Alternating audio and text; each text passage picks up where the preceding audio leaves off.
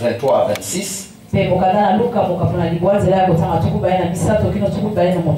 Et 57, 62. S'il y a quelque chose, s'il y a un thème, un sujet que nous pouvons donner à notre partage d'aujourd'hui, nous allons parler de la consécration. Nous allons parler de la consécration ou même du prix à payer pour suivre notre Seigneur et notre Maître.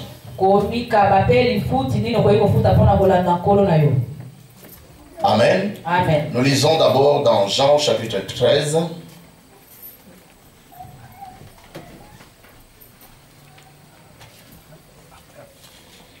Jean chapitre 13, verset 1.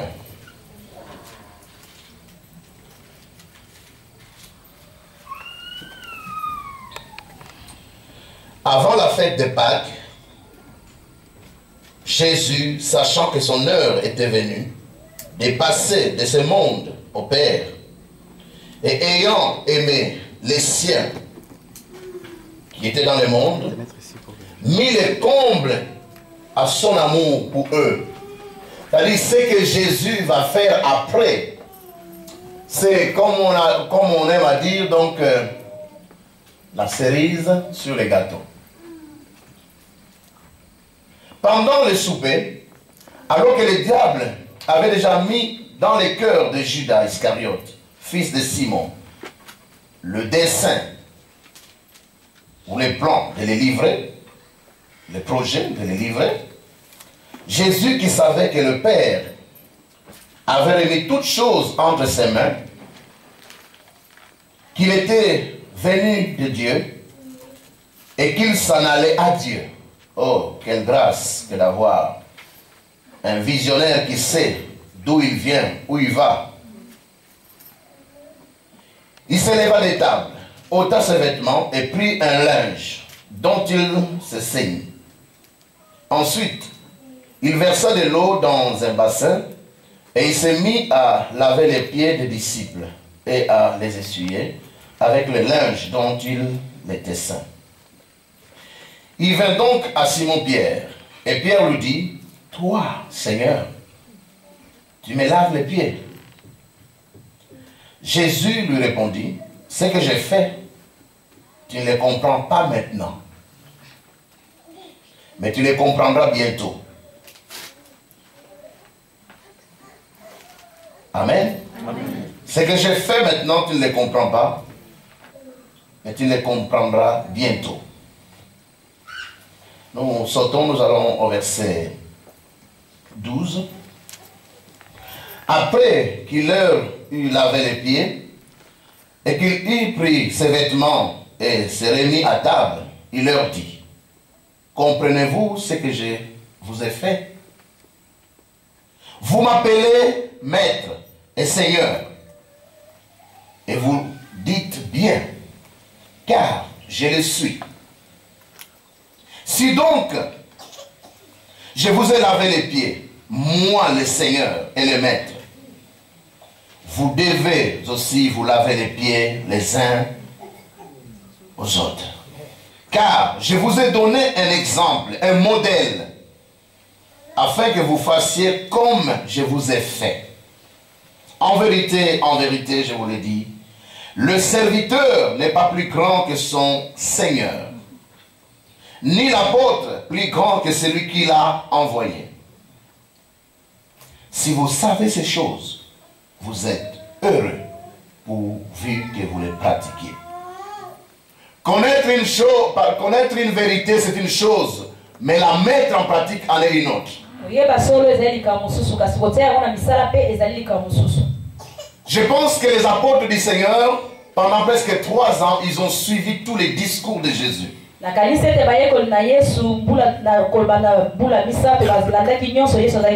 Et ils savaient ce que Jésus attendait d'eux. Mais entre savoir, connaître théoriquement, intellectuellement et mettre en pratique, il y a un grand ravin. Et c'est pourquoi chaque fois nous essayons d'expliquer pour dire que connaître sans mettre en pratique n'est pas connaître. Et plusieurs fois j'ai donné des exemples en disant, par exemple pour dire je connais la sœur Hélène. Il n'y a qu'une seule personne ici qui peut le dire. C'est le frère Patrick. Parce que connaître dans le contexte de la Bible, ce n'est pas connaître simplement intellectuellement. Mais expérimenter, vivre la vérité que vous connaissez. Et celui qui a expérimenté la sœur Hélène, c'est Patrick. Comme je dis, tout disfrutant, c'est-à-dire tu as goûté, tu sais que ce que la Bible dit, c'est la vérité.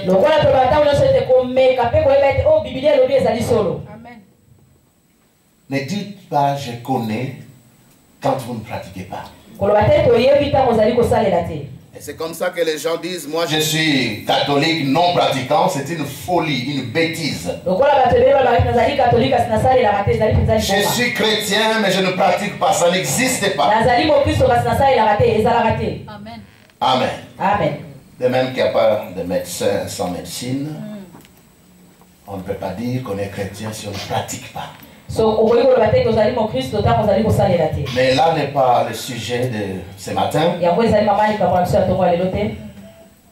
Pour ceux qui viennent en semaine, je pense que vendredi nous avons partagé quelque chose qui nous a fait beaucoup de bien.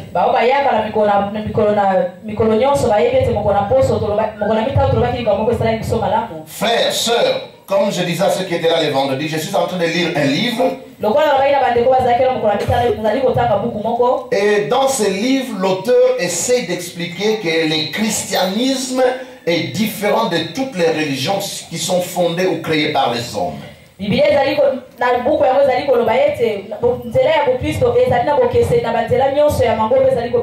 La foi chrétienne, ou je dirais mieux la foi biblique, parce que ce que les chrétiens croient parfois, ça n'a rien à voir avec la Bible. La foi biblique est différente de la foi que les gens ont dans toutes les religions qui sont créées par les hommes.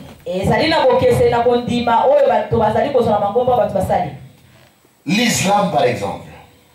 Il y a des gens qui croient au message de Mahomet. Puisque l'islam est défini comme étant la soumission à Allah, donc le Dieu du Coran.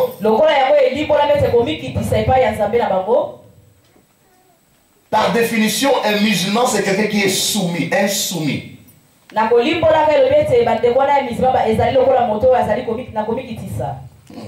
Soumission. Peut-être parler de l'obéissance.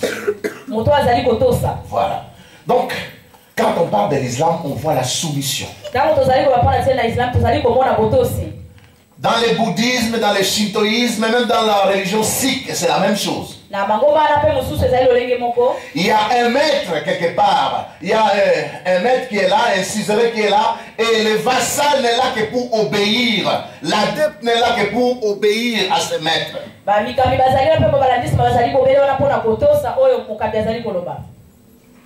Allah n'est pas le Dieu de la Bible. Amen. Peut-être que quand on dit Allah, pour ceux qui ne connaissent pas, ils pensent que c'est seulement le nom Dieu. Allah n'est pas le Dieu de la Bible. Les musulmans qui se convertissent au christianisme ne prononcent pas ce mot-là Allah à la place de Dieu.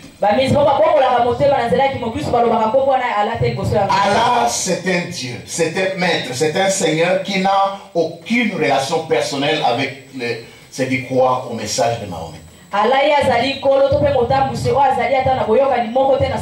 Et c'est la même chose dans le bouddhisme, dans le shintoïsme, dans toutes ces religions orientales, c'est la même chose.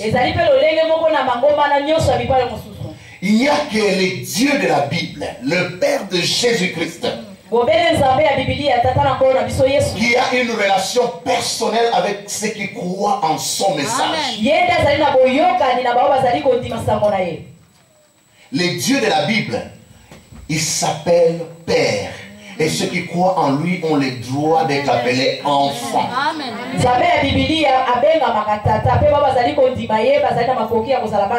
Il n'y a que le Dieu de la Bible qui donne une garantie, une certitude que si tu crois en son message, tu iras au ciel. Ceux qui croient dans le bouddhisme, dans le shintoïsme, dans l'islam, ils n'ont pas cette assurance. C'est pourquoi ils disent toujours Inch'Allah, si Dieu le veut. Ça dépend de lui. Je peux faire le bien, mais aller au ciel dépend de lui. Il n'y a aucune assurance que ceux qui croient en lui, en ce Dieu-là, qu'ils iront au paradis. Mais le Dieu de la Bible, il te considère comme étant son enfant. Tu es mon fils, tu es ma fille. À ceux qui l'ont reçu, à ceux qui croient en son nom, il leur a donné le droit, le pouvoir de devenir enfants de Dieu. Alors, ces enfants de Dieu peuvent crier Abba, Père. Ils peuvent crier au secours. J'ai toujours dit, si vous ne comprenez pas la relation entre père et fils, vous ne serez jamais épanoui dans la vie chrétienne.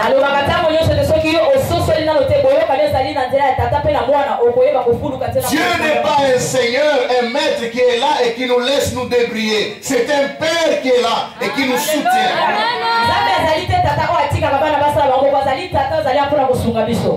Vous savez, nous pouvons avoir une cour de récréation ici.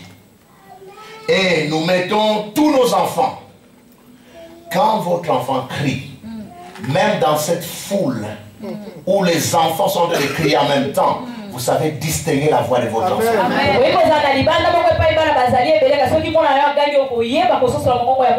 Les autres peuvent crier, vous ne sentez rien. Mais quand votre enfant crie, c'est comme s'il y avait quelque chose qui sortait de vous. Et vous ne pouvez pas rester indifférent. Vous allez intervenir. Vous voulez vous rassurer que cet enfant va bien. C'est un grand privilège que d'être enfant de Dieu. Il n'y a aucune religion, je parle de l'islam, du bouddhisme, du shintoïsme, même de la religion sikh. Toutes les religions créées par les hommes, il n'y a aucune religion qui présente leur Dieu comme un père. Il n'y en a pas. Et aucune religion ne donne l'assurance, la certitude qu'à la fin d'une vie, on va au paradis. Il n'y a pas de garantie. Mais écoutez ce que la Bible dit. Dans 1 Jean 5, 11 à 13, il est dit ceci. Vous lirez à la maison, notez simplement. Et voici ce témoignage. Dieu nous a donné la vie éternelle. Et cette vie est en son Fils. Celui qui a le Fils a la vie. C'est au temps présent. C'est pas que celui qui a le Fils aura la vie. Il ne l'aura pas. Il l'a. Vous avez l'assurance que vous avez la vie éternelle. Vous qui croyez au nom de Jésus. Vous croyez en Jésus. Vous avez la vie éternelle. Alors vous n'avez plus peur de la mort. Parce que la mort n'est qu'un tremplin qui vous fait basculer dans une vie 1000 fois meilleure que cette vie-là. La foi biblique, la relation avec le Dieu de la Bible, c'est cette seule relation qui promet et qui garantit le pardon des péchés.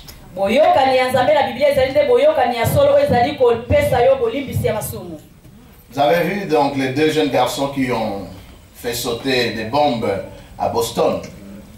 Il n'y a pas de pardon. L'un a été déjà abattu. Et le deuxième qu'on vient d'attraper vivant est en train de regretter. Je devais me suicider avant. Quand tu tues et quand tu tires sur un policier américain, tu n'as pas moins de 80 ans en prison.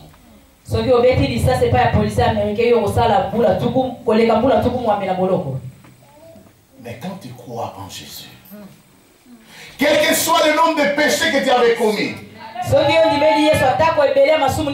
Dieu te promet le pardon pour tous tes péchés. Voilà les dieux de la Bible. Et c'est pourquoi nous disions le vendredi, n'ayons pas l'habitude de l'appeler Dieu. Dieu, c'est trop général. Appelez les pères.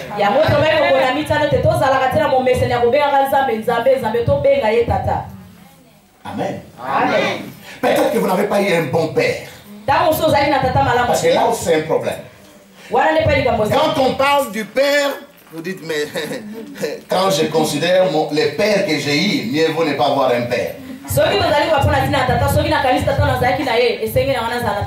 Surtout les pères qui étaient ou qui sont polygames. Il a 4 ou 5 femmes et 19 ou 23 enfants. Devant ses invités, il te dit, et toi tu t'appelles comment? Parce qu'il ne connaît même pas ton nom. Il n'a aucune relation avec toi. Il a un semblant de relation avec les 4 femmes. Peut-être qu'avec les 2 premiers enfants, il avait une relation. Mais tous les enfants qui sont arrivés après, ce sont des simples numéros qu'il ne connaît même pas. Peut-être que papa était brutal, il n'y avait aucune relation entre vous. Et quand la Bible présente Dieu comme père, tu te dis, ah, je préfère l'appeler seulement Dieu. Mais le Dieu, le Père de la Bible, c'est un Père parfait. Amen. Qui ne connaît aucune variation, aucun changement. Son amour ne dépend pas de ton comportement.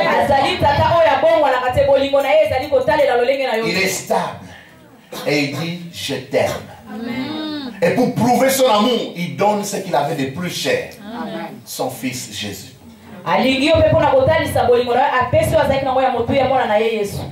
Ça, c'est pas notre message d'aujourd'hui. Mais c'est pour récupérer les bichacha. Amen.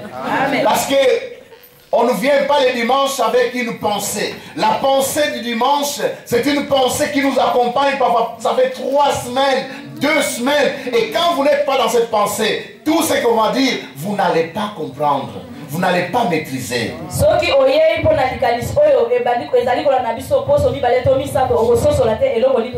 Je n'aimerais pas que nous ayons l'image d'un Dieu dictateur qui nous impose des choses. Alors nous sommes là par contrainte. Notre Dieu n'a pas créé des robots. Vous n'êtes pas un robot.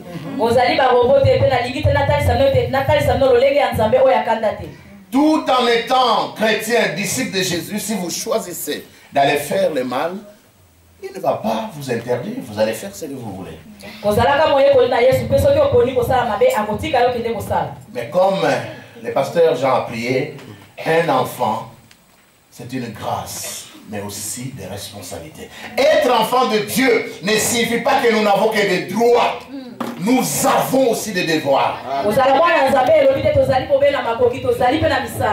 Et ce que nous allons partager, c'est juste pour nous aider à comprendre comment nous pouvons marcher avec ce Père qui nous a tant aimés.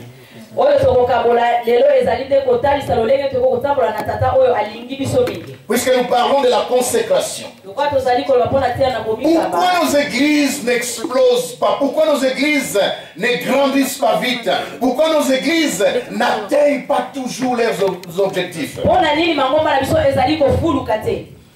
C'est parce que nos églises sont remplies des hommes et des femmes qui n'ont aucune consécration. Il n'y a aucun niveau de consécration dans leur vie.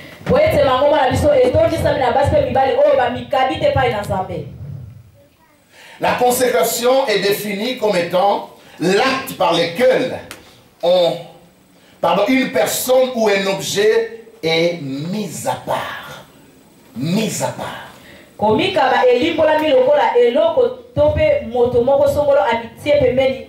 Voilà.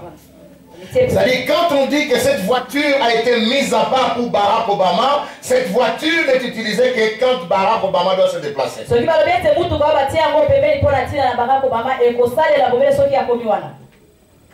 Delta Force. Cet hélicoptère ne bouge que quand le président des États-Unis doit se déplacer. Delta Force hélicoptère c'est un appareil qui a été consacré, mis à part pour lui. Le bureau ovale est mis à part, consacré pour le président des États-Unis. Tu ne peux pas dire, ben, moi aussi je suis gouverneur de New York, est-ce que je ne peux pas tenir ma réunion à la Maison Blanche? Ce bureau ovale est mis à part, consacré pour ce président-là. Quand tu acceptes Jésus comme Seigneur et Sauveur, tu es consacré, mis à part pour Dieu. Dieu comme ce taxi spécial affrété seulement pour Dieu. Vous savez, quand vous vivez en Europe où il y a des bus, des trams, des métros, des voitures, taxis, même Mercedes, même la dernière série qui est sortie, c'est déjà une voiture taxi. Vous ne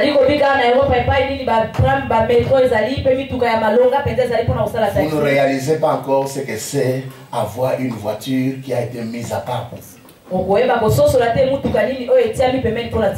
Descendez dans la plupart des pays africains. Et surtout les Congo que je connais. La ville de Kinshasa. Vous n'avez pas de voiture. Donc vous allez vous pointer à l'arrêt, vous attendez un taxi. Vous allez monter. Vous descendez. Une voiture arrive, au lieu de s'arrêter là où il y a des gens, elle va s'arrêter de l'autre côté. Pour monter les enchères. Tu finiras par demander un petit chargeur, il y a des petits garçons qui sont là, dis cherche-moi un taxi. Et il va aller parler avec les chauffeurs, dit j'ai un Mikilis qui est là qui cherche une voiture. Dès qu'il est dit, les tarifs prévus doublent.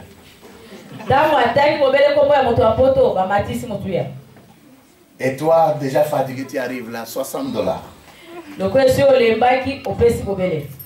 Et cette voiture est mise à part. Alors tu t'installes dans cette voiture et quand tu passes, pardon, quand vous roulez, tu verras seulement les chauffeurs, puisqu'il y a d'autres personnes qui veulent l'arrêter. Il dit,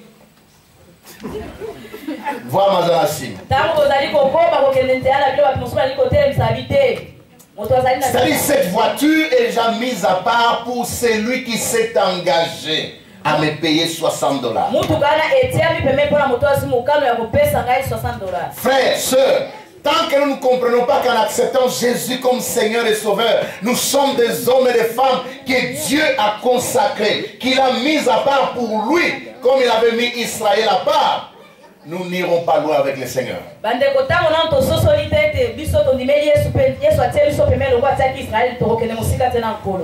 Israël, parmi toutes les nations, c'est une nation que Dieu avait mise à part, consacrée pour lui.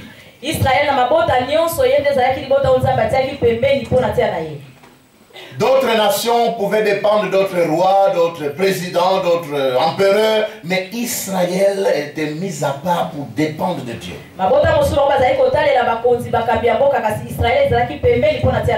Et en tant que chrétiens, nous devons comprendre que Dieu nous a mis à part et nous-mêmes, nous devons nous mettre à part pour lui.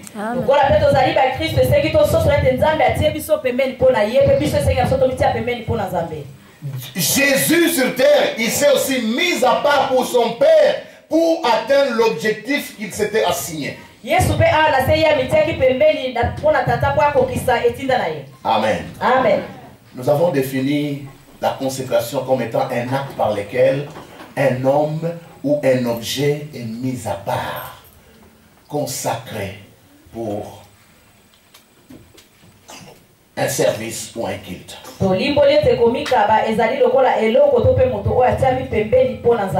Lisons dans Philippiens au chapitre 2. Philippiens chapitre 2. Nous lirons à partir du verset 5e.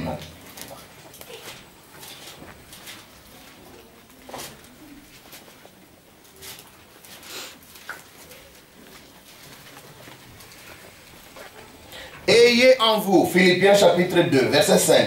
Ayez en vous les sentiments qui étaient en Jésus-Christ. Je reprends. Ayez en vous les sentiments qui étaient en Jésus-Christ, existant en forme de Dieu. Il n'a point regardé son égalité avec Dieu comme une proie à arracher.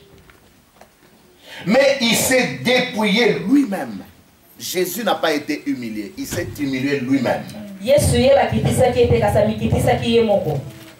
En prenant une forme de serviteur, en devenant semblable aux hommes, et il a paru comme un vrai homme, tout en étant Dieu. Il s'est humilié lui-même, se rendant obéissant jusqu'à la mort. Et quelle mort? Même jusqu'à la mort de la croix. Une mort réservée aux brigands, aux voleurs, aux malfaiteurs. Et comme conséquence, il est dit, c'est pourquoi aussi Dieu l'a souverainement élevé et lui a donné le nom au-dessus de tous les noms, afin qu'au nom de Jésus, tous genoux fléchissent dans les cieux, sur la terre et sous la terre, et que toute langue confesse que Jésus-Christ est Seigneur, à la gloire de Dieu le Père. Il n'y a pas d'élévation sans s'humilier soi-même. Tant qu'on ne s'humilie pas soi-même, on ne doit pas attendre l'élévation. Il n'y a pas de couronne sans la croix. Il n'y a pas de couronne sans souffrance. Il n'y a pas de couronne sans sacrifice. Il n'y a pas de gloire, il n'y a pas d'élévation sans sacrifice. Regardons à l'exemple de Jésus, le premier texte biblique que nous avons donc lu dans Jean, au chapitre 13. Oui, c'était le chapitre 13. Hein? Jésus se retrouve dans une pièce où ils doivent célébrer la Pâque avec ses disciples.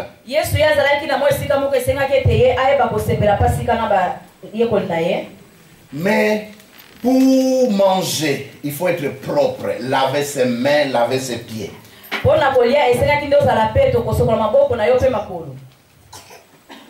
Jésus et ses apôtres n'avaient pas de voiture. À l'époque, c'était un cheval. Il n'en avait pas. Et il n'avait pas de chaussures comme nous qui couvraient tous les pieds. C'était des sandales. Amen. Et quand vous faites une longue distance, la poussière est partout. Sans oublier qu'il traversait aussi des déserts. Alors, quand on arrive chez quelqu'un, puisqu'on avait des sandales, pour dire qu'on a été bien accueilli, il fallait que les serviteurs ou l'esclave de la maison vous attendent devant la porte avec un bassin, de l'eau et un essuie.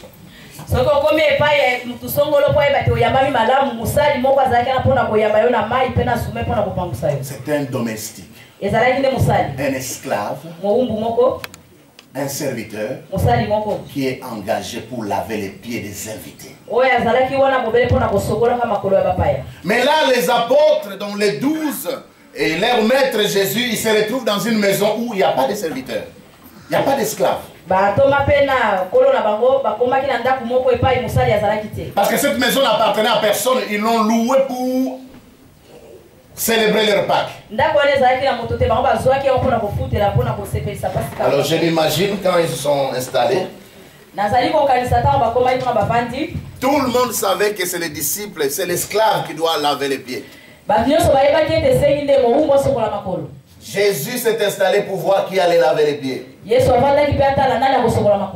L'apôtre Pierre vient juste à côté et dit de toutes les façons après Jésus c'est moi. Parce qu'il était un Africain lui. Hein? C'est l'âge qui compte. Puisque je suis le plus âgé, après Jésus c'est moi. Mais les plus jeunes aussi, Jean dit, hey, moi c'est les disciples que Jésus aime beaucoup. Il vient s'installer et il met sa tête sur les genoux de Jésus parce que c'est comme ça que ça s'est passé. Donc, quand vous êtes à 12, vous éliminez Pierre, vous éliminez Jean, il vous reste combien? 10. Et chacun doit aussi chercher ce qu'il a déjà réalisé pour Jésus et dire, en tout cas, là, c'est pas mon boulot. Et comme Jésus est Dieu, il lisait tout ce qui s'est passé dans leur cœur. Personne n'osait prendre l'eau, laver les pieds des autres. Et Jésus a laissé tout le temps pour voir qui pouvait prendre l'initiative. Puisque personne n'est prêt à le faire, Jésus, le Maître et le Seigneur s'élève. Il prend le suie, il se ceint donc la ceinture. Il prend le bassin, il commence à laver les pieds des disciples. Mais quand il commence à faire ça, tout le monde garde silence, personne n'ose parler. Parce que tout le monde avait déjà reçu une gifle. Tous. Ils ont compris que ce que le maître est en train de faire, c'est ce que moi je devais faire. Et quand il arrive devant Pierre, Pierre dit, non maître, toi tu ne peux pas me laver les pieds. Parce que tu es le maître, tu es le Seigneur. En d'autres termes, Jean lui peut me laver les pieds. Et tous les 10 aussi. Mais pas toi, Seigneur. Jésus lui dit, ce que j'ai fait, vous ne le comprenez pas encore. Mais vous le comprendrez après. Alors comme Pierre, il prend toujours deux extrêmes. Avant, il refuse. Maintenant, quand il comprend, il dit, lave-moi tous les corps.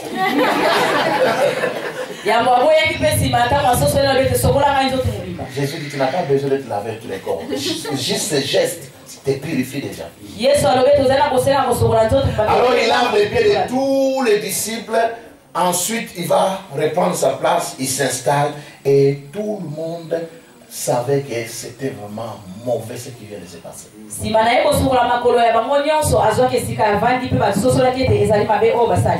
Alors quand il s'installe, il dit, ce que je viens de faire, vous ne réalisez peut-être pas pourquoi je l'ai fait, mais je vous ai donné un exemple. Vous m'appelez maître, Seigneur, et vous dites bien parce que je suis le Seigneur, je suis le maître, je suis Dieu.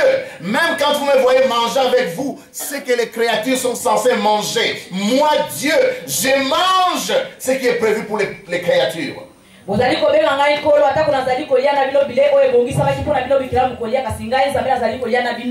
savez, nous, en tant qu'humains, si nous allons manger ce qui est prévu pour les cochons, ce n'est pas trop grave. En temps de crise, vous tombez sur des carottes qui étaient prévues pour les cochons. Vous allez louer le Seigneur, n'est-ce pas? Amen. Mais que Dieu mange des carottes. Lui, le Créateur, qu'il mange du couscous qui était prévu pour des hommes. Je ne sais pas si nous réalisons ce que ça signifie.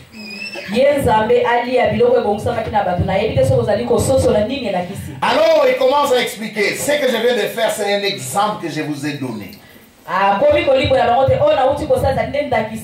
Vous devez être au service des autres.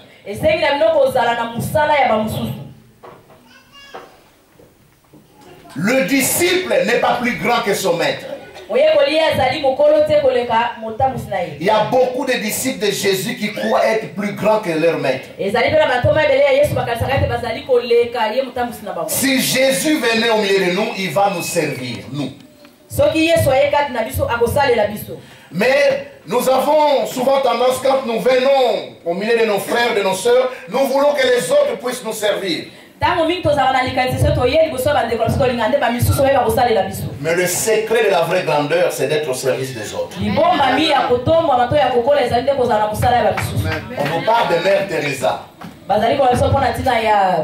Maman Teresa. Vous l'avez connue, hein? Mamelo. Mamelo. Démunie, pauvre, sans grand diplôme. Mais elle a donné sa vie pour les autres.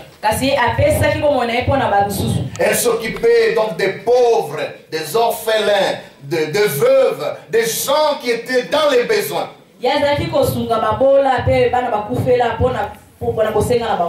Quand cette femme est morte, des présidents sont venus de tous les coins du monde.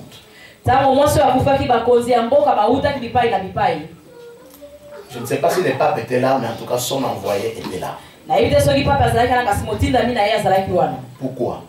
Parce que cette femme avait sacrifié toute sa vie au service des autres. Mais les gens qui se croyaient grands, puissants, des grands dictateurs comme ceux qu'on a connus en Afrique,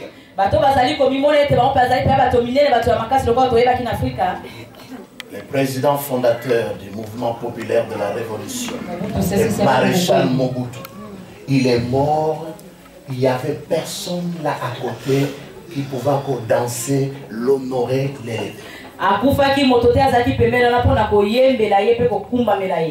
Mais une vieille dame, pauvre, sans instruction, sans grand diplôme, sans honneur, fait défiler des présidents de tous les États qui viennent là assister à ces funérailles.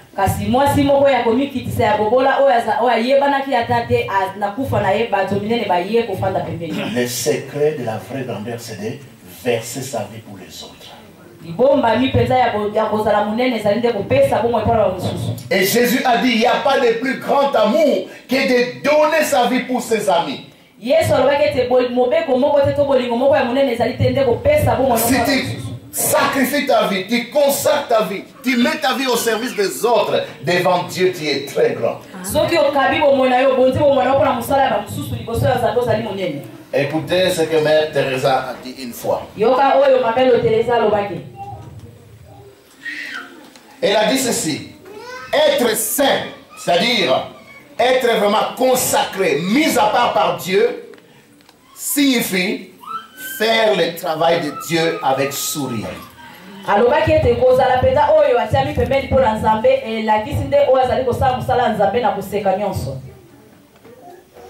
Être saint, être consacré, dire que moi j'étais mis à part pour Dieu, signifie faire le travail de Dieu, l'œuvre de Dieu avec un grand sourire.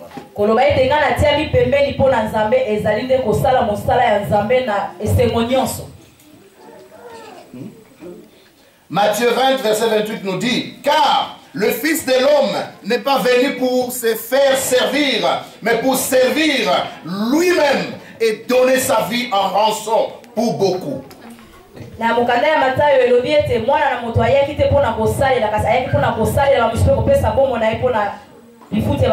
Frères, sœurs, n'attendez pas que les gens vous servent. Servez les gens. Écoutez ce que Rick Warren nous dit. C'est un grand pasteur américain. Il dit ceci: Jésus est très clair. Nous avons l'obligation de servir Dieu.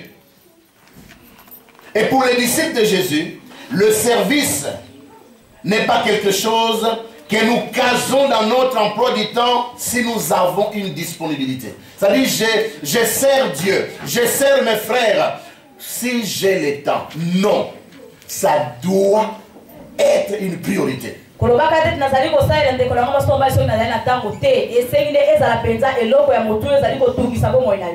service ou le ministère, c'est le cœur même de notre vie. Ça doit être au centre.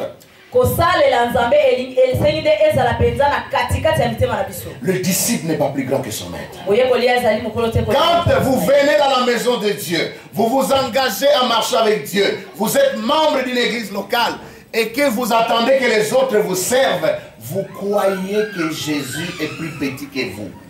Tabo oyena ndako ya Nzambe ozumo kona kosala pe olingete bamusuba sala yo dale ko ndimisa baite Yesu azali muke koleka yo. C'est comme ça que Jésus s'est levé et il a lavé les pieds des disciples. Ya monde Yesu atelema ki pa sokola ki makolo ya tomba na ye. Vous savez, parfois, j'arrive ici, je trouve peut-être la salle n'est pas propre, ou bien les couloirs, ou bien la porte d'entrée, et je commence à nettoyer. Moi, en tout cas, ça ne me gêne en rien de nettoyer. Parce que les ailes de la maison de mon père me dévorent. Alléluia. Amen. Et vous verrez une sœur, je lui dis, hé pasteur, laisse-moi, je vais faire. Non, si tu devais le faire, si tu voulais le faire, tu devais le faire avant moi. Quand je commence déjà, je ne te laisse pas faire. Je vais aller jusqu'au bout. Amen. Amen. Amen. Si tu voulais le faire, il fallait le faire avant moi.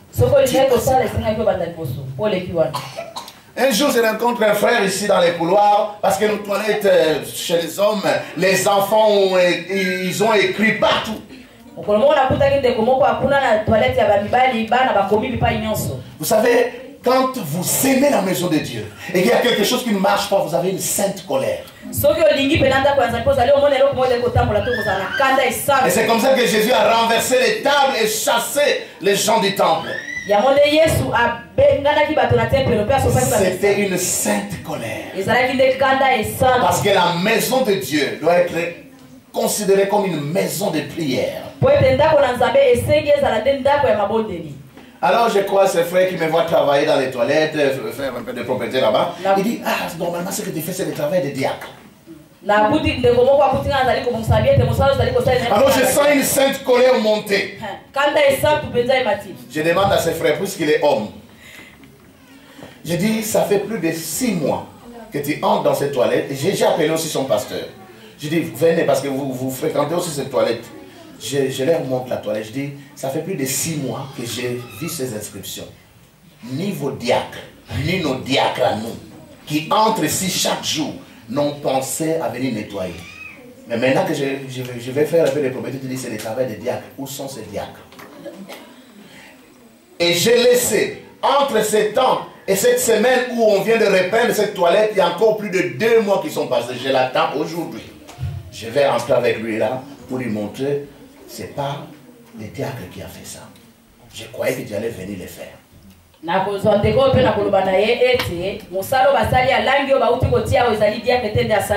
Frères, sœurs, si nous croyons être disciples de Jésus, nous devons être convaincus que le disciple n'est pas plus grand que son maître. Si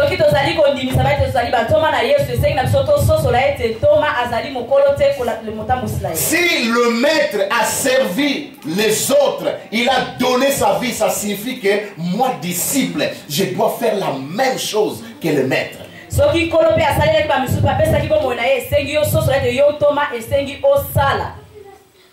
Pour suivre l'exemple, parce qu'il a dit aux apôtres, ce que je viens de faire, c'est un exemple que je vous ai donné pour être au service les uns les autres.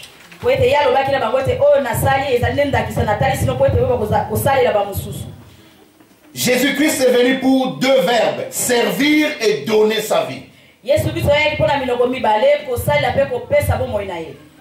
Servir et donner sa vie.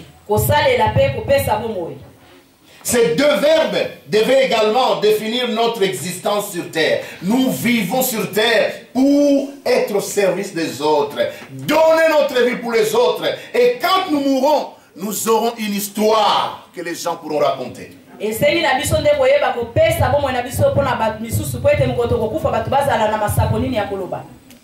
faire le travail de Dieu avec sourire, comme nous dit la mère Teresa. Jésus-Christ a enseigné que la maturité spirituelle n'était jamais une fin en soi. C'est-à-dire, les chrétiens croient que parce que j'ai fait autant d'années dans la vie chrétienne, j'ai lu autant de livres, j'ai déjà lu la Bible plus de 5 fois. Cette maturité que tu as, ce n'est pas une fin en soi. Ce n'est pas un but en soi. Ce n'est pas une course qu'on fait pour qu'on arrive à un certain niveau. Cette maturité doit servir pour que tu deviennes serviteur des autres. Amen.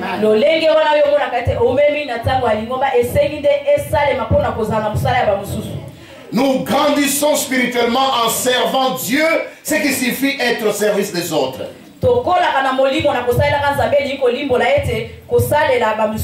Ne dites jamais que moi je suis serviteur de Dieu, que vous ne voyez pas, parce qu'il est invisible, si vous ne servez pas les frères et les sœurs. Vous n'êtes pas serviteur de Dieu.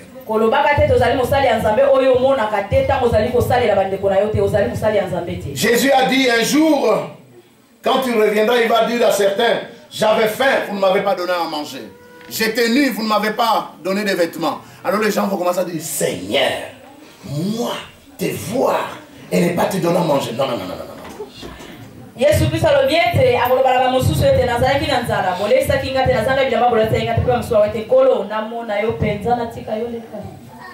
Alors Jésus va dire chaque fois que vous l'avez fait pour un frère, une sœur, vous l'avez fait à moi. Yesu alobaki ete tango nyonso ozali kosala mpona ndekolo ya mwasi to mpe ya mobali ozali kosalela nde ngai. Frères, sœurs, si nous voulons que l'Église puisse aller de l'avant, que l'Église puisse grandir, si nous voulons que l'Église puisse atteindre ses objectifs, nous devons tous avoir les sentiments qui étaient en Jésus et devenir des serviteurs, qu'il n'y ait pas de maître parmi nous. Soki tolingi ete lingomba ekola to mpe efuluka esengeli tozala na poso Yesu azalaki nango biso tozala basali kasi tozala bamikami te. Il ne suffit pas d'apprendre toujours plus. Nous devons mettre en pratique ce que nous savons déjà. L'étude de la parole de Dieu. Venir à l'église sans servir les autres produit une stagnation spirituelle. C'est-à-dire, tu n'avances plus. Ça fait des années que tu es à ce niveau-là. Tu n'avances plus. Tu viens pourtant à toutes les réunions. Tu lis la Bible. Mais pourquoi tu n'avances plus? Parce que tu n'es pas au service des autres.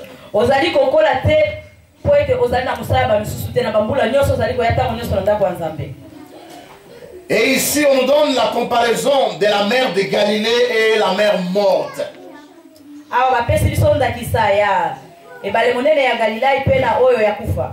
Nous avons suivi des films ici quand nous avons fait la formation avec Top Chrétien. Vous vous rappelez, n'est-ce pas? 40 jours pour révolutionner nos finances. Là, le pasteur Kurt nous parle de la mer morte et de la mer de Galilée. La différence entre ces deux mers, c'est que la mer de Galilée reçoit de l'eau qui lui vient des autres affluents. Et à son tour, elle fait passer aussi, elle distribue aussi l'eau qu'elle reçoit à d'autres rivières.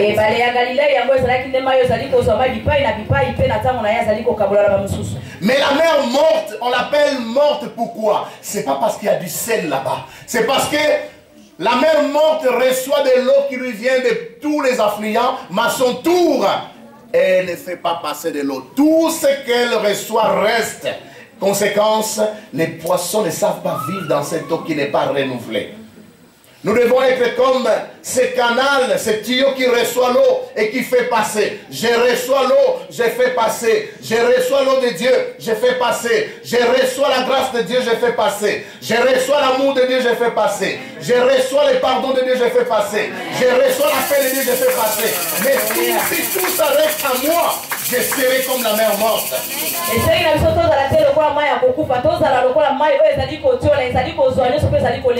Combien de fois Dieu nous pardonne? Combien de fois? Par jour, combien de péchés tu commets? Par semaine, par mois, par an. Mais Dieu te donne toujours le pardon. Tu reçois toujours le pardon. Tu reçois toujours. Mais tous les pardons s'arrêtent chez toi. Tu es incapable de pardonner ici. Tu reçois le pardon. Chaque jour tu converses. D'ailleurs, quand tu demandes aux gens de prier, ils disent toujours, Seigneur, je sais que je suis pécheur. Oui, tu es pécheur, pardonne aussi. Parce que quand tu pardonne aussi. Alléluia. Amen. Puisque Dieu te pardonne, puisque Dieu t'accepte, accepte aussi l'autre tel qu'il est.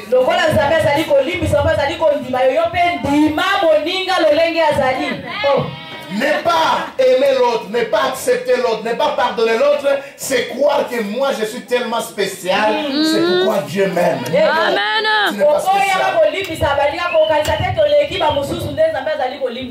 Tu es comme la mer morte. Le pardon que tu reçois, tu ne donnes pas. La paix, tu ne donnes pas. La joie que tu reçois de Dieu, tu ne partages pas. Quand nous avons lu le texte de Philippiens 2, voici quelques caractéristiques d'un homme ou d'une femme qui est consacré. Un homme, une femme consacrée, c'est un homme ou une femme qui vit dans l'humilité, la simplicité. Moi si topé mobali oyo amikabe pa na Nzambe azali nde oyo azali kobika kati na komikitisa. C'est quelqu'un qui a un esprit de sacrifice, qui est prêt à sacrifier ce que lui devait utiliser, il le donne à quelqu'un d'autre. Le Père a donné tout ce qu'il avait. Jésus.